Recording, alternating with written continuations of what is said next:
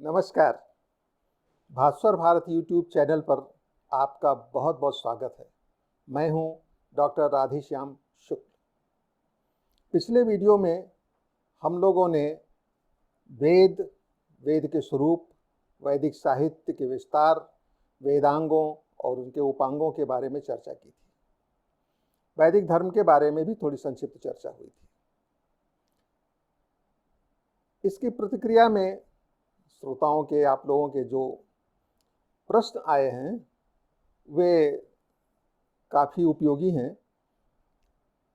पिछला वीडियो मुझे लगता है कि उसमें विषय विस्तार बहुत अधिक हो गया था, इसलिए नए लोगों को चीज़ों को समझने में थोड़ी कठिनाई हुई थी। इसलिए अगले वीडियोज़ में मैं कोशिश करूँगा कि एक एक विषय को थोड़ा विस्तार से आपके सामने प्रस्तुत कर सकूँ। आप लोगों में से एक से अधिक लोगों का ये प्रश्न आया था कि यज्ञवाद क्या है। वेदों के साथ यज्ञ का बहुत ही गहरा संबंध जुड़ा हुआ है। वेद को आमतौर से दो कांडों में विभाजित किया जाता है, ज्ञान कांड और कर्म कांड। ज्ञान कांड के अंतर्गत उपनिषदों को और कर्म कांड के अंतर्गत वेद के यज्ञ संबंधी जो कृत्य हैं उनसे, उनके बारे में जो विधान है उनको कर्म कांड के अंतर्गत माना जाता है। वेदों के जो यज्ञ विधान है वो आगे की धर्म संस्कृति को, भारतीय परंपरा को बहुत गहराई तक प्रभावित करती रही है। आज भी यज्ञों से हमारा समाज बहुत अधिक प्रभावित है, इसलिए यज्ञ को जरा समझने की आवश्यकता है। तो चलिए हम यज्ञ के बारे में थोड़ी बात करें। पिछले वीडियो में हमने वैदिक देवताओं के बारे में चर्चा की थी। वैदिक देवताओं में सामान्यतया या प्रारंभिक वैदिक देवताओं में प्रकृति के संबंधित देवता मुख्य रूप से हैं। प्रकृति की शक्तियों को ही देव रूप में पूजने की परंपरा शुरू हुई।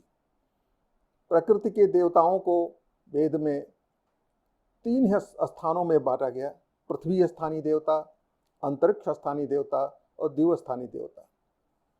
पिछले वीडियो में हमने ये भी बताया था कि देवता का अर्थ क्या है। व्यास के अनुसार जो देता है वो देवता है, और जो द्युतिमान है, प्रकाशमान है और दूसरों को प्रकाशित करता है, वह भी देवता है। इस दृष्टि से अगर हम ये सोचें कि हमें देने वाला देवता है, तो हमारे पर्यावरण में जो कुछ है, चाहे वह जीवित प्राणी वर्ग हो या जड़ प्रकृति हो, वेदों में जिनको देवता कहा गया है, दिव्य स्थानीय, अंतरिक्ष स्थानीय, पृथ्वी स्थानीय, वो सारे देवता भी हमें कुछ न कुछ देते हैं। हमें जीवन, प्राण, अभ्युदय जो कुछ देते हैं वो सारे प्रकृति के तत्व मिल करके देते हैं। और जीवित लोगों में, प्राणियों के साथ साथ मनुष्यों में हमारे माता पिता, गुरु, राजा, आचार्य, ये सब हमें कुछ देते हैं। तो यूँ हम कहें कि प्रकृति में हमारे इर्द गिर्द जो कुछ है उससे हम कुछ लेते हैं और वो सब हमको कुछ देते हैं। इसलिए उन सब का हमारे ऊपर एक तरह का ऋण है, एक कर्ज है। वैदिक परंपरा में, स्मृतियों की परंपरा में हम जानते हैं, आप लोग भी समझते होंगे, जानते होंगे कि 3 ऋणों की बात की गई है। 3 ऋणों में एक है देव ऋण, एक है पितृ ऋण और एक है ऋषि ऋण। देव ऋण के अंतर्गत प्राकृतिक शक्तियों से जो हमें मिलता है उसका जो हमारे ऊपर ऋण है वो देव ऋण है। सूरज से, चांद से, जल से, पृथ्वी से, आकाश से, पवन से हमें बहुत कुछ, जीवन के सारे उपादान मिलते हैं, तो वो उनका हमारे ऊपर ऋण है, प्राकृतिक शक्तियों का हमारे ऊपर ऋण है। और पितृ ऋण, हमारे माता पिता का ऋण हमारे ऊपर है और हमारे पूर्वजों का ऋण हमारे ऊपर है। हमारे माता पिता ने हमें जन्म दिया है, हमें पाल पोस के बड़ा किया है, हमें शिक्षित किया है। तो पितृ ऋण है, माता पिता का, पूर्वजों का ऋण हमारे ऊपर है, प्रकृति का ऋण है। और तीसरा ऋण है ऋषि ऋण। ऋषि ऋण का आशय क्या है कि हमारे पास जो भी ज्ञान है, विज्ञान है, टेक्नोलॉजी है, वो पहले के विद्वानों द्वारा खोजी गई संपदा है जो हमको अनायास मिल गई है, तो वह भी हमारे ऊपर एक तरह का ऋण है। तो 3 ऋण, प्रकृति का ऋण जिसे हम देव ऋण कहते हैं, पितृ ऋण जो माता पिता का कर्ज हमारे ऊपर है, और ऋषि ऋण जो ज्ञान परंपरा का उपभोग हम करते रहे हैं उसका हमारे ऊपर ऋण। इन ऋणों से हम मुक्त कैसे हो सकते हैं, या इन ऋणों का हम एक प्रतिदान कैसे कर सकते हैं। तो इन ऋणों के बारे में पितृऋण के लिए कहा गया कि माता पिता ने आपको जन्म दिया तो आप भी विवाह करके और संतानोत्पत्ति करके उसको शिक्षा दे करके पाल करके बड़ा करके समाज को समर्पित करके आप पितृऋण से मुक्त हो सकते हैं। ऋषि ऋण के साथ जुड़ा हुआ है कि चूंकि जो ज्ञान आपको मिला है उस ज्ञान का विस्तार करके और ज्ञान में अगर आप कुछ संभव है जोड़ करके आप उस ऋण से मुक्त हो सकते हैं। शेष बचा देवऋण। देवऋण से कैसे मुक्त हो? तो देवऋण से मुक्त होने के लिए एक युक्ति निकाली गई। देवऋण माने प्राकृतिक शक्तियां। प्राकृतिक शक्तियों से हमें जो कुछ प्राप्त होता है उसका हम प्रतिदान कैसे करें। पिछले वीडियो में ही हमने ये भी चर्चा की थी कि भारतीय ऋषियों ने एक बहुत ही सुंदर कल्पना की। वह कल्पना ये थी कि हम जिस पदार्थ को भी देखते हैं, जो भी पदार्थ है, जड़ है, चेतन तो चेतन है ही, जो जड़ है उसके अंतर्गत जो गुण हैं, उन गुणों का जो कारण तत्व है, हमने कल्पना की उन गुणों का एक कारण तत्व है। पर्वत में गुरुत्व है तो उस गुरुत्व का एक कारण तत्व है। नदी में प्रवाहता है और उसमें शीतलता और पावनता है तो उसका एक कारण तत्व है। उस कारण तत्व को हमने अधिष्ठात्र देवता या अभिमानी देवता कहा। उस देवता का हमने मानवीकरण कर लिया। तो मानवीकरण करने के बाद उसके प्रति श्रद्धा व्यक्त करने का माध्यम चुनना आसान हो गया। जैसे हम किसी सम्मानित व्यक्ति के, अपने प्रिय व्यक्ति के आने पर उसकी भोजन से और सम्मान से आदर दे करके उसकी पूजा करते हैं, उसके प्रति अपना स्नेह और आदर व्यक्त करते हैं, ठीक उसी तरह प्राकृतिक शक्तियों के प्रति अपनी श्रद्धा, अपनी कृतज्ञता ज्ञापित करने का माध्यम क्या हो सकता है, यह हमारे ऋषियों ने चुना। जो हमारे पर्यावरण में चारों तरफ जो भी शक्तियां, प्राकृतिक शक्तियां, वो मूलतः 5 तत्वों से बनी है। धरती, आकाश, वायु, तेज, जल, ये 5 तत्व हैं। अग्नि के बारे में देखा गया कि आग हर चीज को जला देती है और जला करके उसको 5 तत्वों में विभाजित कर देती है और हर तत्व के मूल रूप में उनको वितरित कर देती है। एक अग्नि के साथ एक और भी बात है कि अग्नि का अस्तित्व धरती पर ही है, पृथ्वी पर भी है, अंतरिक्ष में है और द्युलोक में भी है। सूर्य भी अग्नि का स्वरूप ही है एक तरह से। तो अंतरिक्ष में, आकाश में, धरती पर अग्नि की उपस्थिति है और अग्नि का एक गुण है कि वो हर चीज को जला करके उसको उनके 5 मूल तत्वों में वितरित कर देता है। तो प्रकृति के लिए कृतज्ञता ज्ञापन करने के उद्देश्य से हमने अग्निहोत्र की कल्पना की।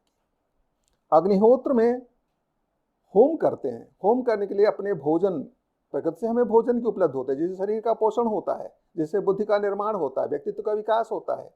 तो उस प्रिय भोजन में से एक अंश अग्नि के माध्यम से पुनः प्रकृति को वापस करने की जो प्रक्रिया थी, जो प्रकृति के प्रति कृतज्ञता ज्ञापित करने का माध्यम था, वह था हवन, अग्निहोत्र। इसलिए प्रत्येक गृहस्थ के लिए जहाँ स्वाध्याय करना उसका एक धर्म माना गया था, जहाँ संतानोत्पत्ति करना, उसको विकसित करना एक धर्म माना गया था, उसी तरह अग्निहोत्र करना प्रत्येक गृहस्थ का पवित्र कर्म। अग्निहोत्र के माध्यम से हम प्रकृति के प्रति, देवताओं के प्रति उनका जो हमारे ऊपर ऋण है उसका किसी हद तक भुगतान करने की कोशिश करते हैं, या यूं कहें कि उसके माध्यम से के प्रति अपनी कृतज्ञता ज्ञापित करते हैं। इन ऋणों की स्थिति में यह भी कहा गया है कि इन ऋणों को चुकता किए बिना अगर कोई व्यक्ति मोक्ष की कोशिश करता, मोक्ष प्राप्ति का प्रयास करता है तो वो विफल होगा। उसको यह नहीं करना चाहिए, यह अनधिकृत है, एक तरह से यह निषिद्ध कर्म है, पाप कर्म है। अब थोड़ा सा आगे बढ़ें। हमारी स्मृतियों में खास तौर से गृह सूत्र में 5 यज्ञों का विधान है। ये 5 यज्ञ नहीं बल्कि 5 महायज्ञ कहे जाते हैं। ये महायज्ञ क्या है? महायज्ञों को समझने के लिए आपको इन 3 ऋणों के साये में आगे बढ़ें तो एक उसमें से ब्राह्म यज्ञ है। ब्राह्म यज्ञ आपको वही, चूंकि आपने ज्ञान का ऋण प्राप्त किया है तो ब्राह्म यज्ञ के द्वारा हम उसके एक प्रतिदान करने की कोशिश करते हैं। अध्ययन हर गृहस्थ का कर्तव्य है, लेकिन अध्यापन, जब हम ज्ञान का प्रसार करते हैं, ज्ञान का वितरण करते हैं, अपने उपलब्ध ज्ञान को दूसरों में बांटते हैं, तो यह ब्रह्म यज्ञ हुआ। ब्रह्म यज्ञ के साथ और दूसरा जुड़ा हुआ है देवऋण। देवऋण की बात की और उसके साथ दैव यज्ञ। दैव यज्ञ, दैव यज्ञ के लिए, दैव मतलब प्रकृति के प्रति जो है यज्ञ करते हैं, तो वह क्या है? अग्निहोत्र। अग्निहोत्र ही वह है जो आपका ब्रह्म यज्ञ के साथ ब्रह्म यज्ञ अध्ययन अध्यापन और देव यज्ञ अग्निहोत्र। देव यज्ञ के साथ तीसरा यज्ञ है भूत यज्ञ। भूत मतलब प्राणी। प्राणियों के प्रति भी गृहस्थ का कर्तव्य है, तो उसके प्रति जो हम कर्तव्य निर्वाह करते हैं उसे भूत यज्ञ कहते हैं। भूत यज्ञ के लिए क्या है? हर गृहस्थ के लिए यह कहा गया कि वो अपने भोजन में से एक अंश प्रतिदिन पशु पक्षियों के लिए, अज्ञात जीवों के लिए, नगर के या ग्राम के या घर के बाहर चौराहे पर अन्न का एक अंश रख दें, जिससे पशु पक्षी कीट पतंग उससे आहार ग्रहण करें। तो यह भूत यज्ञ हुआ। प्राणी मात्र के प्रति जो आप अपना कर्तव्य पूरा करते हैं वो भूत यज्ञ हुआ। तो प्रथम हो गया ब्रह्म यज्ञ, देव यज्ञ के अंतर्गत अग्निहोत्र हो गया, तीसरा हो गया भूत यज्ञ। भूत यज्ञ कहते हैं अब अन्न का एक अंश प्राणियों में वितरित करने के लिए बाहर रख देते हैं। और पांचवा हुआ नृयज्ञ। मनुष्य के प्रति भी आपका कर्तव्य है। मनुष्य के प्रति आप कर्तव्य का निर्वाह कैसे करेंगे? अतिथि पूजा के द्वारा। प्राचीन काल में चूंकि लोग दूर दूर की यात्राएं करते थे, आज तरह की सुविधाएं तो उपलब्ध नहीं थी, इसलिए यह व्यवस्था की गई कि आपके दरवाजे पर कोई मनुष्य आता है तो आप उसका स्वागत करें और उसको भोजन से, विश्राम से तृप्त करें। एक बड़ी विशिष्ट बात है, बड़ी रोचक बात भी है। धर्मशास्त्रों में यह निर्देश किया गया है कि आपके द्वार पर जो अतिथि आता है उस अतिथि से आप पहले यह प्रश्न नहीं करेंगे कि आपका नाम क्या है, आपका गोत्र क्या है, आपकी जाति क्या है, आपका वर्ण क्या है, आप कहाँ से आए हैं। ये सारे प्रश्न आप नहीं करेंगे। पहले आप उसे अर्घ्यपाद्य, पैर धोने के लिए, मुंह धोने के लिए, स्नान करने के लिए जल की व्यवस्था करेंगे, उसके भोजन की व्यवस्था करेंगे, विश्राम की व्यवस्था करेंगे। जब वह विश्राम करके तृप्त हो जाए तब आप उससे प्रश्न करें कि महानुभाव आपका नाम क्या है, आप कहाँ से आए हैं, आपका उद्देश्य क्या है, आपकी जाति क्या है, आपका गोत्र क्या है, आपका वर्ण क्या है। ये सारे प्रश्न आप बाद में करेंगे। क्या मतलब हुआ कि आपको मनुष्य मात्र को अतिथि मान करके वहाँ पर ये वर्ग भेद नहीं है, अपना है, पराया है, किस गोत्र का है, देशी है, परदेशी है, कहाँ का है, कुछ नहीं। उस मनुष्य को सिर्फ मनुष्य मान करके उसकी पूजा करनी है। यह है नृयज्ञ। तो ब्राह्म यज्ञ, देव यज्ञ, भूत यज्ञ, पितृयज्ञ और नृयज्ञ, ये 5 यज्ञ हो गए। इन 5 यज्ञों के माध्यम से हम अपने चतुर्दिक, अपने पर्यावरण में मनुष्य, पशु पक्षी और जड़ पदार्थों के प्रति भी, देवताओं के प्रति, प्रकृति के प्रति अपनी श्रद्धा, अपनी कृतज्ञता ज्ञापित करते हैं। यह तो था यज्ञ का मूल रूप। लेकिन धीरे धीरे पीढ़ियों के अंतराल में शताब्दियां बीती, इसमें विकास होता गया। विकास क्या हुआ? अभी ये जो हमने पहले चर्चा की कि हमने हर वस्तु में, हर पदार्थ में उसके एक अधिष्ठात्र देवता की कल्पना की। तो अधिष्ठात्र देवता यज्ञ देवता की भी कल्पना हुई। यज्ञ में यज्ञ के अधिष्ठात्र देवता यज्ञ पुरुष की कल्पना की। यज्ञ की एक स्वतंत्र सत्ता स्थापित हो गई। दूसरे, जिन देवताओं के प्रति हम कृतज्ञता व्यक्त करते थे, कालक्रम में उन दैवी शक्तियों से हम कुछ पाने की आकांक्षा रखने लगे। इसमें हो सकता है पुरोहित वर्ग का भी कुछ हाथ रहा हो, लेकिन उन देवताओं से हम ये अपेक्षा करने लगे कि अगर हम उन्हें प्रसन्न करते हैं तो उनसे हम कुछ मनचाहा वरदान प्राप्त कर सकते हैं, मनचाही शक्तियां हासिल कर सकते हैं। तो वो कृतज्ञता ज्ञापन मात्र नहीं रह गया, बल्कि उन देवताओं को प्रसन्न करने की क्रिया शुरू हो गई। तो हम सूर्य देव को, अग्निदेव को, इंद्रदेव को प्रसन्न करने के प्रयास करने लगे। और इस प्रसन्न करने के प्रयास में जो एक भोजन के एक अंश को आहुति देकर उनके प्रति कृतज्ञता ज्ञापित करना था, वहाँ हम पशु बलि देने लगे, उनको अधिक से अधिक। तो हुआ क्या कि उसका विस्तार हुआ, यज्ञ का विस्तार हुआ, अग्निहोत्र का विस्तार हुआ। उसमें हम पूरे पशु या पशुओं का समूह भी समर्पित करने लगे। तो इस तरह से हमने उन देवताओं को प्रभावित करके उनसे मनचाही संपत्ति, मनचाहा वरदान, शत्रु का विनाश इत्यादि की आकांक्षा करने लगे और उसको प्राप्त करने का प्रयत्न करने लगे। धीरे धीरे ऐसा लगने लगा कि यज्ञों से देवताओं को प्रसन्न किया जा सकता है और उनसे मनचाही चीजें प्राप्त की जा सकती हैं। थोड़ा और विकास हुआ। जब यज्ञ देव ही प्रधान हो गए तो बाकी देवता गौण होते चले गए, यज्ञ से ही अपेक्षा करने लगे। अब यज्ञ के साथ मंत्र जुड़ गए और यह समझा जाने लगा कि मंत्र से साथ विधि पूर्वक अगर यज्ञ किया जाए तो हमें मनवांछित फल यज्ञ देव से मिल सकता है। अतः यज्ञ अपने आप में देवता बन गया और वांछित फल देने का माध्यम भी बन गया। तो यज्ञ के साथ ये हुआ कि यज्ञ के विधि विधान में कोई दोष नहीं आना चाहिए। अगर दोष हो गया, कहीं कोई कमी रह गई, कोई चूक रह गया, मंत्र के उच्चारण में दोष हो गया तो उससे बड़ा अनिष्ट हो सकता है। तो एक टेक्निकल रूप बन गया यज्ञ का, एक स्वतंत्र रूप विकसित हुआ। यहाँ से यज्ञवाद आगे विकसित होने लगा। अगर यद्यपि यज्ञवाद की बात उस तरह से की नहीं गई दार्शनिक शाखाओं की तरह, लेकिन यज्ञवाद अपने आप में एक बहुत महत्वपूर्ण शाखा बन गया और वेद का प्रतिनिधित्व करने लगा। यहाँ यह उल्लेख करना आवश्यक है कि यज्ञ की परंपरा कोई नई नहीं शुरू हुई। ये यज्ञवाद या तांत्रिकवाद या तंत्र मंत्र टोटके, ये वेदों के संकलन के या वेद की सूक्तों ऋचाओं के की रचना के पूर्व से चले आ रहे हैं। इसके साथ एक और तप की परंपरा भी वेदों की रचना के बहुत पहले से चली आ रही है। तप, यज्ञ और वेद, इनमें थोड़ा सा भेद है। वेदों को ज्ञान रूप का माना जाता है, वो ज्ञान का समुच्चय माना जाता है, लेकिन यज्ञ में देवताओं को सीधे प्रसन्न करके उनसे वरदान प्राप्त करने की कोशिश की जाती है। तप के साथ भी है कि शरीर को कष्ट दे करके हम जो तपस्या करते हैं उसे देवता प्रसन्न होते हैं और देवताओं से मनचाहा वर प्राप्त कर सकते हैं।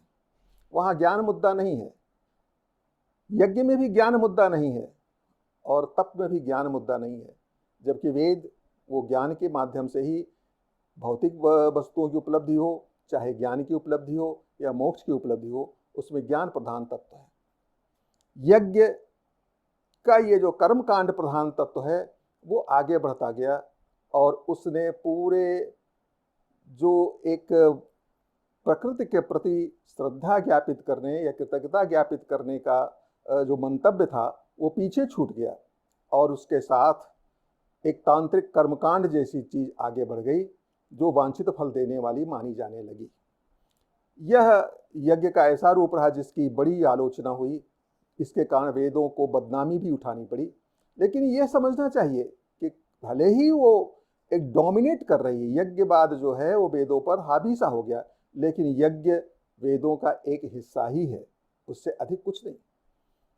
यज्ञों के साथ यह चीज बहुत ध्यान रखने की आवश्यकता है कि यज्ञ के साथ जो प्रकृति या प्रकृति के देवताओं के प्रति श्रद्धा ज्ञापित करने की भावना थी, उसका लोप प्रकृति के साथ मनुष्य के संबंधों के लोप के रूप में सामने आ गया। आज हम प्रकृति के विरोधी हो चले हैं और प्रकृति पर विजय प्राप्त करने की कोशिश करते हैं और पश्चिम की अवधारणा को मान लें तो प्रकृति हमारे उपभोग की वस्तु है। प्रकृति का हम जैसे चाहे शोषण कर सकते हैं, जैसे चाहे उपयोग कर सकते हैं। जबकि प्राचीन अवधारणा प्रकृति के साथ तादात्म्य की रही है, प्रकृति के साथ एक साहचर्य की रही है, प्रकृति के प्रति श्रद्धा व्यक्त करने की रही है, उससे जो कुछ हमें मिल रहा है उसके प्रति कृतज्ञता ज्ञापित करने की रही है। आज के जीवन में भी तप और इस यज्ञ का बहुत अधिक प्रभाव है, ज्ञान का प्रभाव पीछे चला गया है। प्रकृति के साथ तादात्म्य का एक आदर और स्नेह का जो भाव था वो पीछे चला गया है।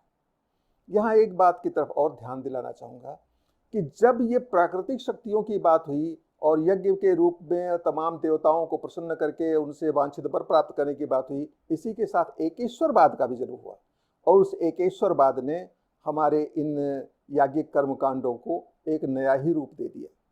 उस नए रूप में विकृतियाँ ज़्यादा आईं और उसके साथ समाज का जो एक बौद्धिक विकास होना चाहिए था, जो एक आत्मीयता का विकास होना चाहिए था, वो नहीं हो सका।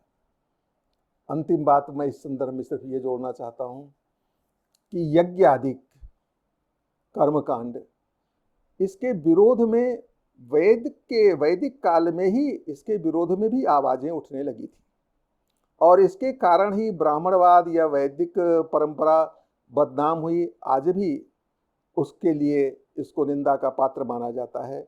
लेकिन हमें यह समझने की जरूरत है कि ऐसी परंपरा थी जो मनुष्य के अपने मनोविज्ञान के साथ मिल करके इस तरह के, एक थोड़ा सा कह दें कि शायद ये शब्द इस्तेमाल करना उचित ना हो, लेकिन फिर भी मैं कहना चाहूँ, ये कुत्सित रूप उसने धारण कर लिया। मनुष्य की मनोवृत्तियों के बारे में आप जानते हैं, मनुष्य का स्वभाव है, आज के मनोवैज्ञानिक भी मानते हैं कि जो पशुओं की तमाम सारी प्रवृत्तियां हैं, इंस्टिंक्ट्स हैं, वो मनुष्यों में भी होती है। मनुष्य में एक झगड़ा करने की झगड़ालू प्रवृत्ति भी होती है, दूसरों पर आधिपत्य कायम करने की भी प्रवृत्ति होती है, सबसे अधिक से अधिक संपदा अपने पास संचित कर लेने की प्रवृत्ति होती है, शत्रुओं का विनाश करने की प्रवृत्ति होती है। तो मनुष्य की ये जो मानसिकता है, इसने धर्म के सिद्धांतों को भी प्रभावित किया। यज्ञ में उसकी यह मानसिकता हावी हो गई, शत्रुओं का विनाश करना, अपना उत्कर्ष करना, अधिक से अधिक संपत्ति संचय करना, अधिक से अधिक अधिकारों को अपने पास रखना। यह आकांक्षा वेद के साथ यज्ञ को आगे बढ़ाने में सहायक बन गई। तो वेद का ज्ञान पीछे रह गया और भौतिक लालसाएं जो यज्ञ के माध्यम से पूरी होती, दृष्टिगत होती थी, वो आगे आ गई। तो यज्ञ का ये रूप जो विकसित हुआ वह बहुत वांछनीय नहीं था, लेकिन क्या कहा जाए कि मनुष्य की मनोवृत्ति आज भी वही है। मनुष्य के जो इंस्टिंक्ट्स हैं, जो उसकी जैविक मूल प्रवृत्तियां हैं, वो प्रस्तर काल से लेकर के आज तक बदली नहीं है, वो जहाँ की तहाँ हैं। तकनीकी ज्ञान बढ़ा है, बौद्धिक ज्ञान बढ़ा है, लेकिन मूल प्रवृत्तियां उन सब के ऊपर हावी हो जाती हैं।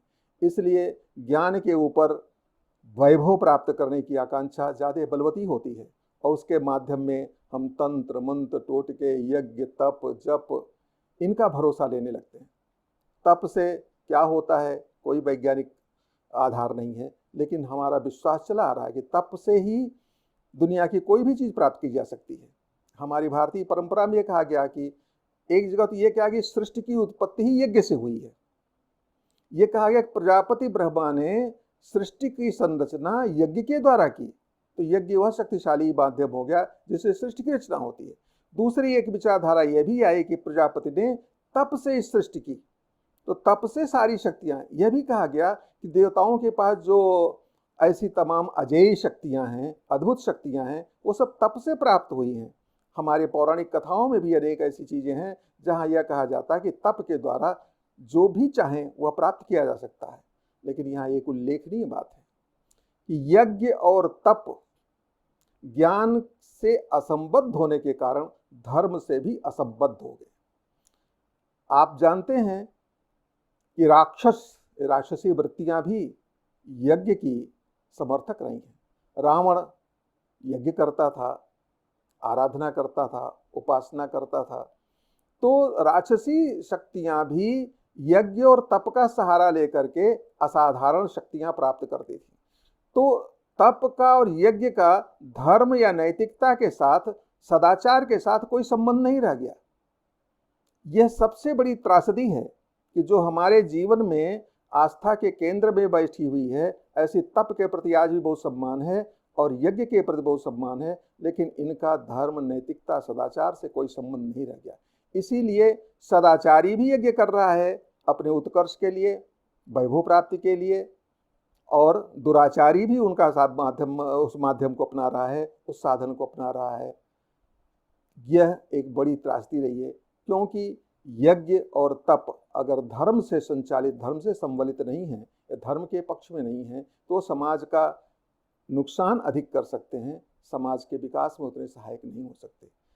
मेरा यह कहना है, मेरा अनुरोध है कि वेद में या भारतीय परंपरा में ऐसा नहीं है कि जो कुछ है सब कुछ अच्छा ही है, सब कुछ श्रेष्ठ ही है, लेकिन उसमें बहुत कुछ इतना श्रेष्ठ है जिसकी हम अवहेलना नहीं कर सकते। लेकिन बहुत कुछ ऐसा भी है जो समय के साथ कालबाह्य है और जो भी किसी काल में प्रशंसनीय नहीं था। मैंने कहा कि वेद के काल में भी इसकी आलोचना हुई, इसकी निंदा हुई, और आज भी ऐसे विचार हैं जो इसकी निंदा करते हैं। लेकिन मनुष्य का लोभ है जो उसको यज्ञ की तरफ, तप की तरफ आकर्षित करता है। और अभी इसके विपरीत बात की जाए तो आप स्वयं भी, हम भी निंदा के पात्र बन सकते हैं। लेकिन मेरा निवेदन है कि भारतीय परंपरा का में अगर हम विश्वास करते हैं और उसको आगे बढ़ाने की सोचते हैं, तो हमें धर्म, सदाचार, न्याय, हमें स्मृतियों पर अधिक भरोसा करना चाहिए। स्मृतियां मनुष्य के व्यवहार की परंपरागत संकलित एक कलेक्टिव विजडम और कलेक्टिव एक्सपीरियंस पर आधारित है। वह उसके लिए किसी प्रमाण की जरूरत नहीं है, वह अनुभव के प्रमाण से संबलित है, उससे पुष्ट है। इसलिए उस पर हमें अधिक भरोसा करना चाहिए। किसी गुरु या किसी ऐसे निर्णय जिसका अतार्किक जो हमारे सामने कोई माध्यम प्रस्तुत किया जाता है, जो हमारी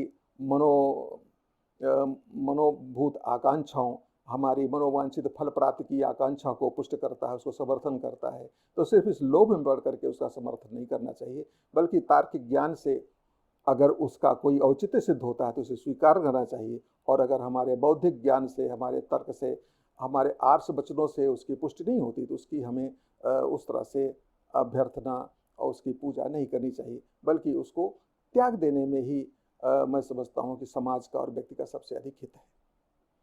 आज इतना ही। अगले वीडियो में हम कोशिश करेंगे कि वैदिक धर्म के कुछ अन्य तत्वों की तरफ आपका ध्यान आकृष्ट किया जाए और जो प्रश्न आए हैं उनके भी कुछ उत्तर आपके साथ साझा किए जाएं। धन्यवाद। नमस्कार।